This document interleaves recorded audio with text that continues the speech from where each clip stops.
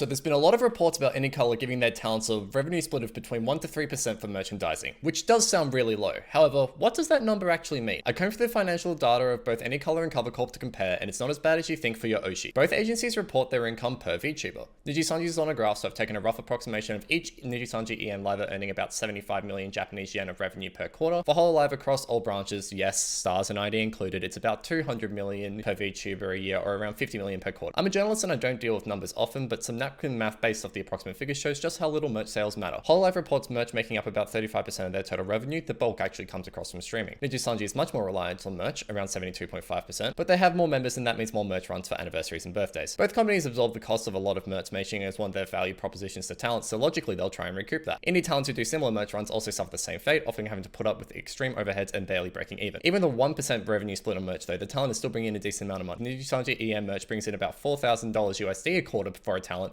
while on Hololive it's closer to $1,300 USD. That pales in comparison to streaming revenues, which even assuming a 25% revenue split for talents after their respective agencies plus YouTube or Twitch take a cut, results in them taking home $29,000 and $35,000 respectively a quarter. Add on sponsored streams, events, licensing and games, the average talent in both agencies with the numbers we have takes home around $50,000 USD a quarter.